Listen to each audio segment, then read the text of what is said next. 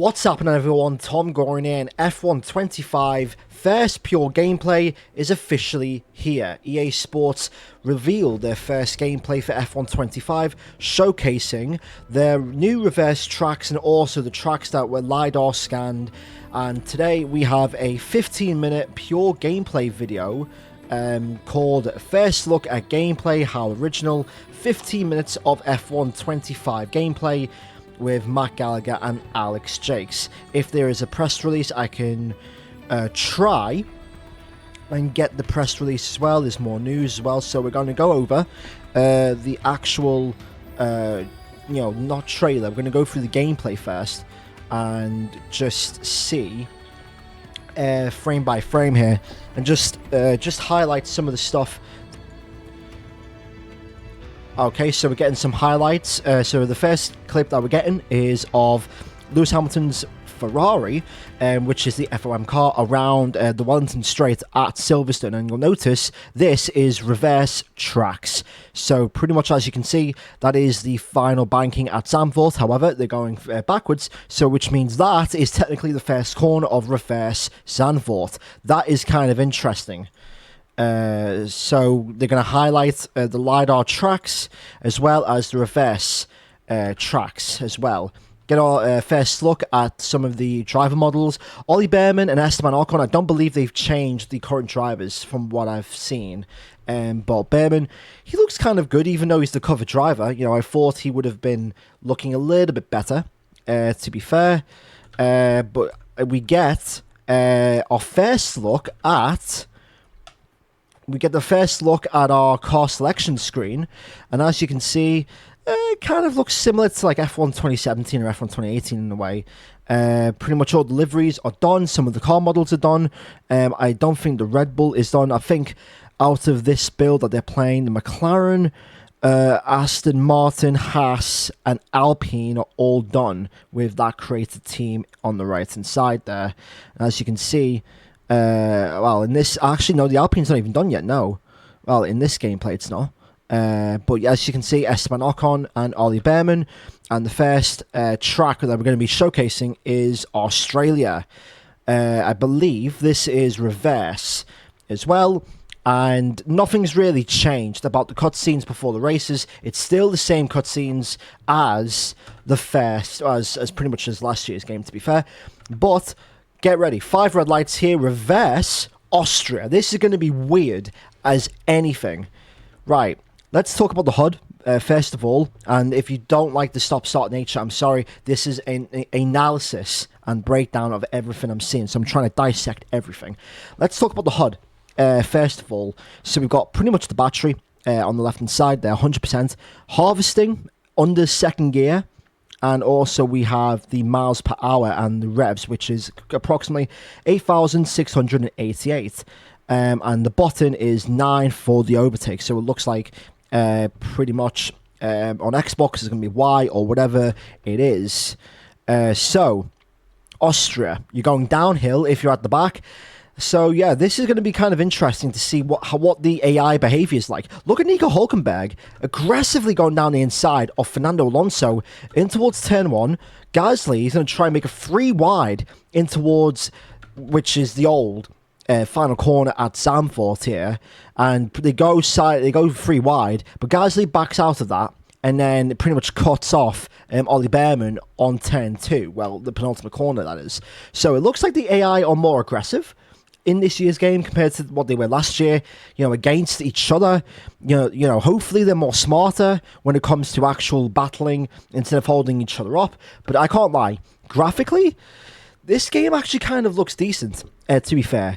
Now, you might be thinking, well, it's the same game as last year. You have to understand, this game is now exclusive to the current gen console, so you can't make that excuse as far as it's the same game. Well, I kind of get it. It looks the same game as far as just the first glimpse, but just from the shadows and everything and the lighting, it definitely looks like a better game this year compared to what we've had for the last 2 or 3 years.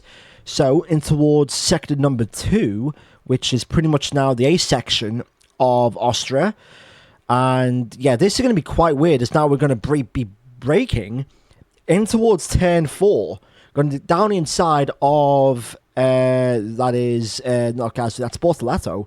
Down inside in Bortoleto, going up the hill in towards turn 4. That's actually kind of interesting. That will be a very, very interesting overtaking corner for this reverse track. You've got the crowd on the right-hand side instead of the left. Now you're braking in towards turn 3. Watch Pierre Gasly dives down the inside of Fernando Alonso in towards turn 3. Now, this corner is going to be a really, really opportunistic corner here, especially for this reverse track, simply because now the final sector is 2 straights. So what you could really do is, if you're the car behind or the car ahead, you could literally let the car behind pass you and then switch back in towards the penultimate corner, and then get the run down the hill in towards the final corner of the reverse track. And as you can see here, this is what it looks like. This is very, very interesting gameplay. Notice how Alonso, tries to fight in towards the final corner. You'll notice as well the barrier is there, so you can't. That final corner of Austria, well, reverse Austria, that is, that's going to be very difficult, very tricky to get right, because if you brake too late, you're going into that wall. You're going into that wall in the final corner, and chances are you might get your race ruined there. But as you can see already, the battery usage is already down to 40%. So whoever's racing on this build of the game is definitely using battery. So that does say that the battery this year does not last as much as it used to on last year's game. Maybe they've done that intentionally, maybe to stop overusage of the overtake in first lap coincidences or whatever. Or maybe it's to make the player be a little bit more smarter as far as when they use the battery. Also, you might notice reduced harvesting. So I think in this year's game, they've removed the whole, non-medium and hot lap and overtake modes for the battery this year, and they've replaced it with this automatic system with reduced harvesting, normal harvesting, and then the normal overtake button. And I think in qualifying they've replaced the overtake option with the hot lap option as well, so you can't be spamming overtake on qualifying laps, which again makes sense as well. But I actually kind of respect the dedication and the attention to detail. They've actually, pretty much done a lot as far as changing, the brake marker boards, and they've actually done this quite well, to be fair, with the AI as well. So we're now in Miami, the first LiDAR scan track of F1 25 of this video.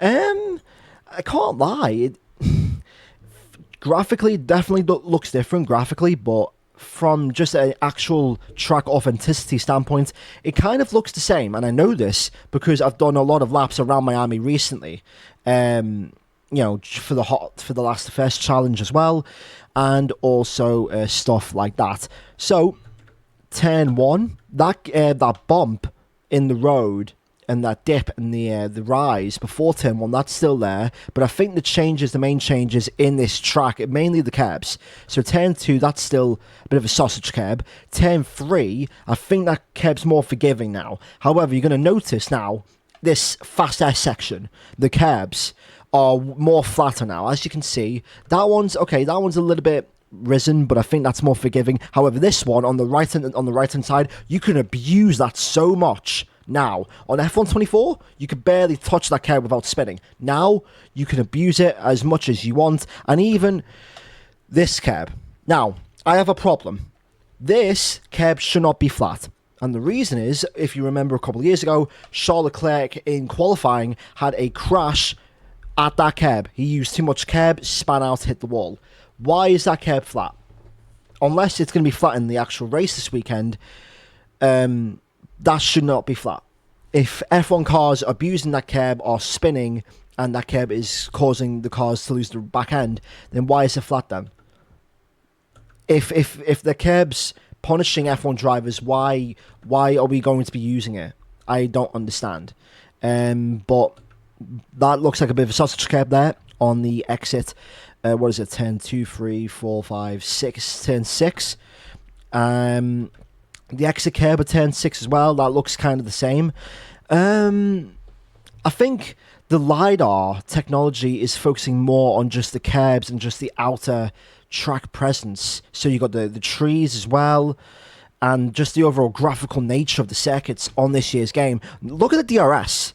As you can see, we are helmet cam on board with Oscar Piastri, and Lando Norris has just gotten past for the lead of the race, braking underneath the shadow in towards second gear, in towards this hairpin here. And as you can see, it looks like we can still use that curb as well. It takes a bit of a wider line. Now, this is a bit of a big part of the LiDAR track. That wall is now really close to the point where on F124 you could kind of there was a gap. The wall was more backwards. It was more backwards, and there was a gap there, so you could abuse it going into the chicane. Now you can't, so you have to be really careful as far as your entry going into this part of the circuit here. Now, I don't know if they've changed this part of the circuit as far as the Mickey Mouse chicane, but usually on F124, you would abuse those apexes. As long as you got your ride height just right, you could abuse both of them apexes, to the point where, in my career mode race that I did in the Alpine to Glory, I was gaining like 3, 4, 5 temps per lap on the AI, simply because I was abusing that apex on the chicane, and that was gaining me 4 or 5 temps up to the point where I won by like 5-6 seconds. And as you can see, once again, literally entering that chicane there. And notice as well on the steering wheel, so 181 miles an hour, this is lap 5, so this is probably a 5-lap sprint race. 1.3 seconds down on the Delta 7th gear, 2.3 laps of fuel. And I believe this is the tyre wear. So we've got 90, 92, 98, and 95. And as you can see on the bottom there, we've got the battery usage as far as the deployment, the harvesting as well. The engine noises do sound better as well. And as you can see, Oscar Piastri braking at the 100 meter board as well. Second gear. Curb looks a bit more different in the final corner as well.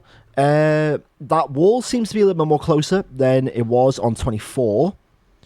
And then that curb looks exactly the same as well. So, doesn't really... yeah, Miami doesn't really look that much different, apart from some of the walls. And as you can see, you can hear some of the driver radios as well. They have made changes to that. Some of the podiums as well.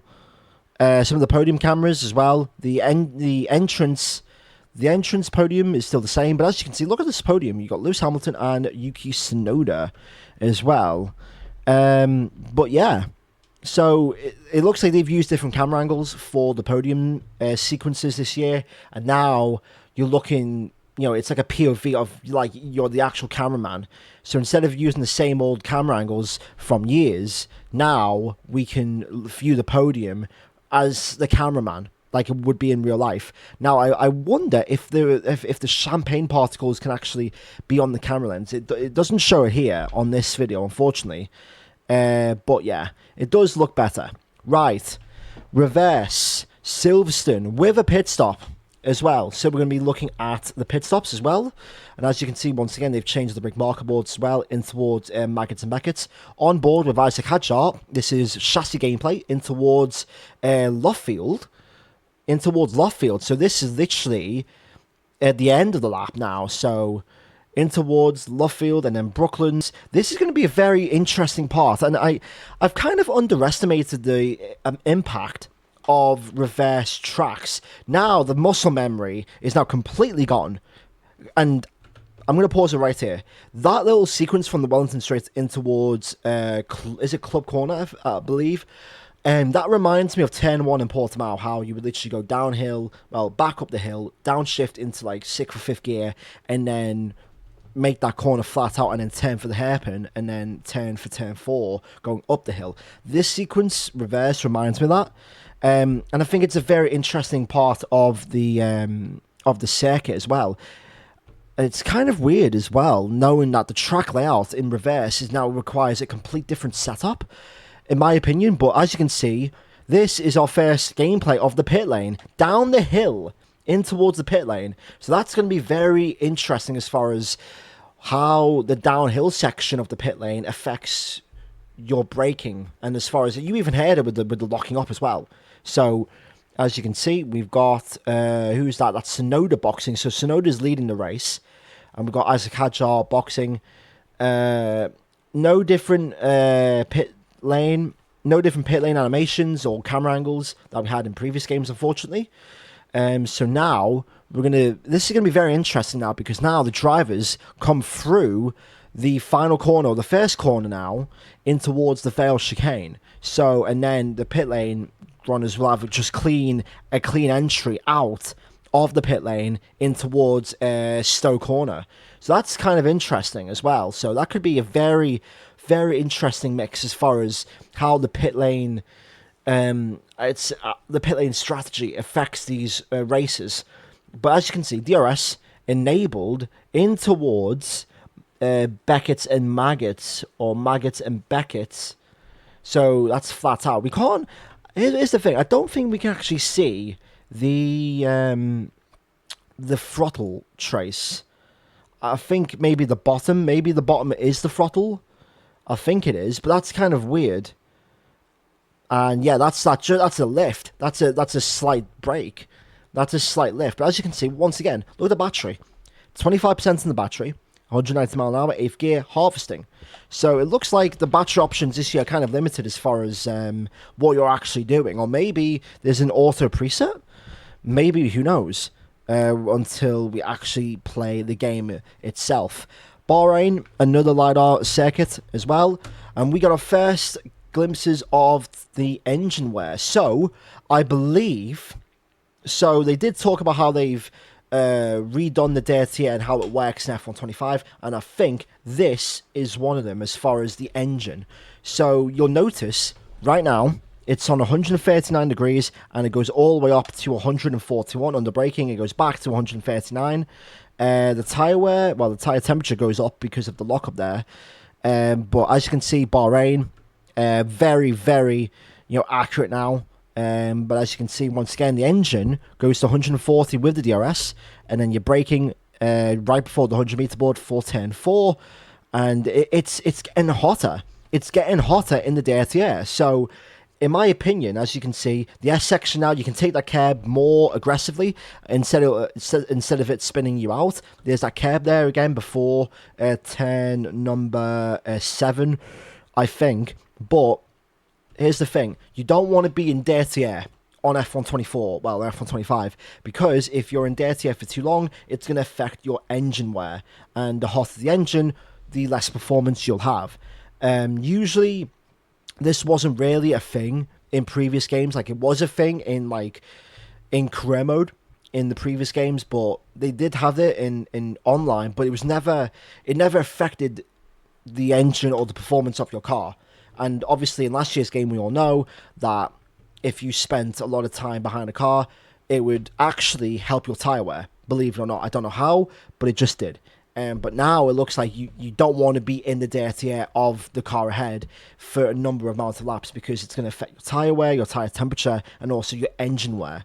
And hopefully, with the hotter engine temperatures, hopefully that does have an impact as far as the actual gameplay, as far as our actual pace, to the point where you're going to have to, weave out of the racing line. Look at that, even 142, and now it's going yellow now. So it's clear that, the dirty air is affecting the engine simply because you're stuck behind Carlos Sainz, as Gabriel Bortoleto. Also, look at the tyre strategy as well. We've got 2 soft, 2 hard, and 1 medium. Of course, in the real-life race, Bahrain was a very unpredictable race with the tyre strategies. A lot of different runners on softs, on mediums, on hards as well. And I think Piastri was on hards as well. So very, very interesting strategies as far as what everyone else was on, and that's what we want. We want more complex strategies from the AI as far as what tyre wear, what tyre strategies they're going on, and hopefully in Bahrain they're going to make 2 stops at least. So, but maybe we can have maybe 3 stops, maybe on this game. But as you can see, once again, 142, and then 99, 100 degrees on the front left tyres on the hards as well. So again, in dirty air, 143 that time. So clearly the dirty air is affecting the engine wear. So you don't want to be in dirty air for too long on F125. Otherwise, it might start hindering your performance out on circuit. But as you can see, 17% in the battery there, third gear, reduced harvesting. But now this guy is using overtake ERS, and now it's gone back to reduced harvesting. So maybe if you're under 10% or under 7% in this case, that the game automatically goes into harvesting mode, just to help recharge the battery or whatever. Again, we're going to have to find out how the battery works in F125 and if they've removed the options. Now, Suzuka, around Suzuka in the Alpine. This is our first actual onboard look of the Alpine, and this looks amazing. You know, the car model looks sick. We are riding as, that's Jack Doohan, on the soft tyres, so it looks like everyone else in this race has boxed from, was it mediums to softs, I believe.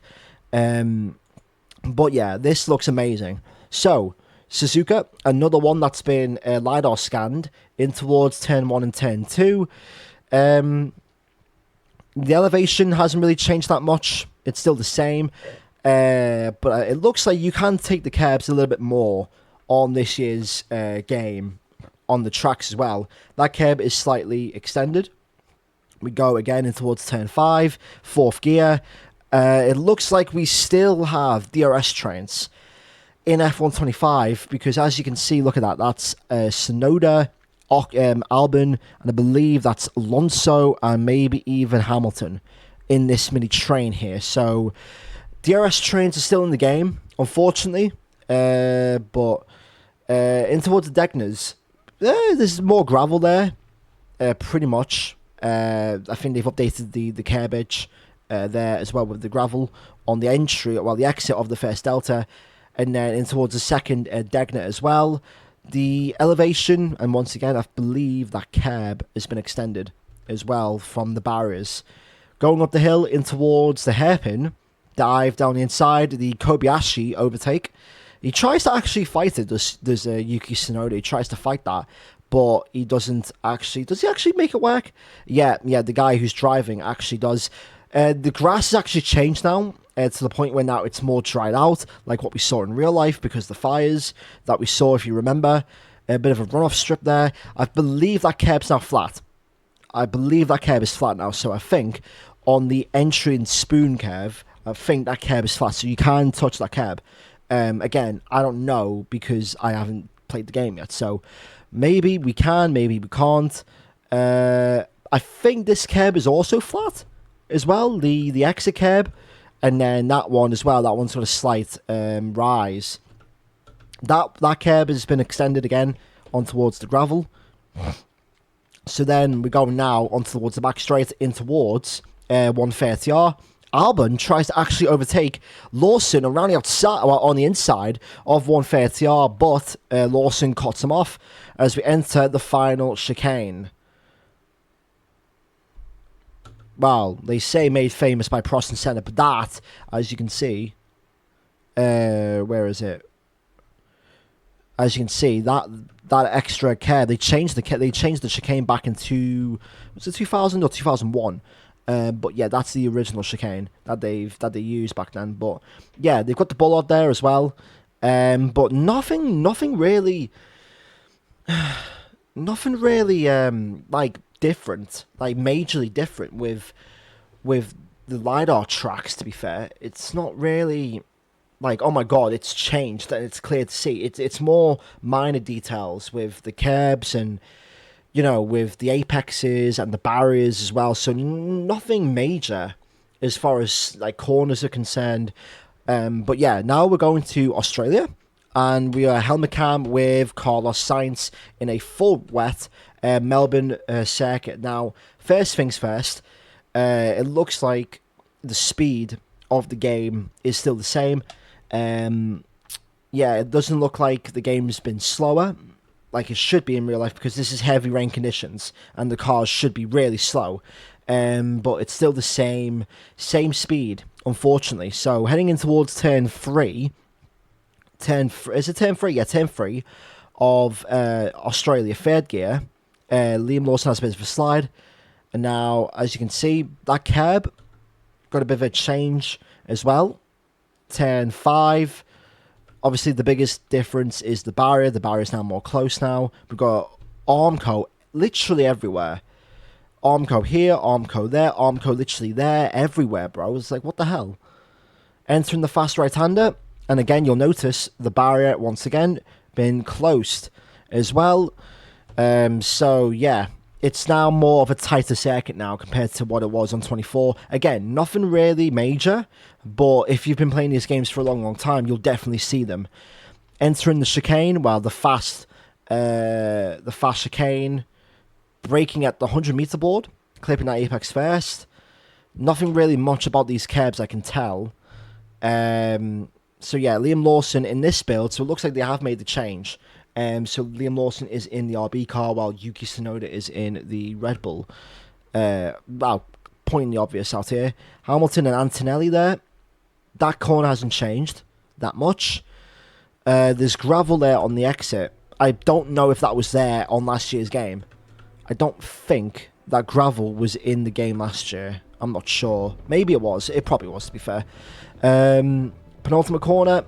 I'm struggling to see the differences apart from the barrier sizes and just the sponsors as well. And then towards the final corner here again. And yeah, that is that. That is Albert Park in full wet conditions. Doesn't even look full wet. It looks like intermediates, if I can't lie. And as you can see, look at the battery. So we've got lap 8 out of 15. 2.59 laps of fuel. Down 8 temps there. P9, of course. And then we've got the tyre temperatures 67, 73, 75. I believe that is 66. So it looks like the tyre temperatures are getting hotter for us. So maybe it is intermediate conditions and they're still on the wet tyres and they're just waiting for inters. But yeah, again, nothing really has changed. However, I can't lie, this might be my favourite like reverse track on this game. Reverse Zandvoort on F125 looks insane. So we're going to be on board with George Russell chasing down Yuki Tsunoda. And as you can see, look at that. The banking is officially turn 1. Do you know how insane these overtakes are going to be with this reverse circuit? Like, imagine the final lap of the race and you go around the outside in towards the banking and you've got that curb there and you brake at the 50-meter board, and it's not just the banking, it's also one long left-hander. It reminds me of like Road America, if I do say so myself. And then yeah, you've got the grass there as well, braking at 70 meters there for a kind of a banking. And then it's a very technical circuit now, is Zandvoort in reverse, I have to be honest. The HUD does remind me of something like F1 2010, I can't lie. It does remind me with the round shapeage and just the gears of it, like a modern day version of 2010. Braking at the 80-meter board, not touching that apex there. And then going back to the right hand side, braking and again at 80. They're missing the apexes there. And then this is a slight lift, and then this is going to go up the hill. That's flat out through here, and now you're entering a blind corner, which is turn 2, but it's now the penultimate corner. Braking up the 100-meter board, made a slight rotation or a slight correct there to the steering, if you noticed. Braking up the 100-meter board. Did he make that slight adjustment there? Let's see. Yeah, he just made the slight adjustment there. Slight. Going up the hill, and then literally fast left-hander, and then staying to the right-hand side for the final corner. The pit entry, that's going to be very weird. That's going to be very weird to enter with. And look, you've got no apex there. You've got no apex, so if you go too wide, you're literally going to be on the grass. So I don't know if they can add apexes on reverse circuits. Maybe, I don't know, for the final build. But that is reverse Zandvoort, and the first. And we hear George Russell's radio. So looking forward to hearing more radios. I think that's an absolutely underrated feature of F1 24. The underrated for F1 25. The gameplay deep dive. Well, it's not even a deep dive. It's just a breakdown analysis. But yeah, not many major changes. To be honest, it's just mainly curbage, barriers, maybe sponsors, and maybe the slight elevation change here or there. But it's not like how the game was back a long time ago. But yeah, that is that for this breakdown of F1 25 gameplay. If you did enjoy this video, make sure to hit the like button, subscribe to the channel for more F1 25 news and coverage of the game when it comes out next month. And yeah, should be very interesting as far as how F1 25 is. So yeah, thanks for watching, and I'll see you all in the next video in a bit.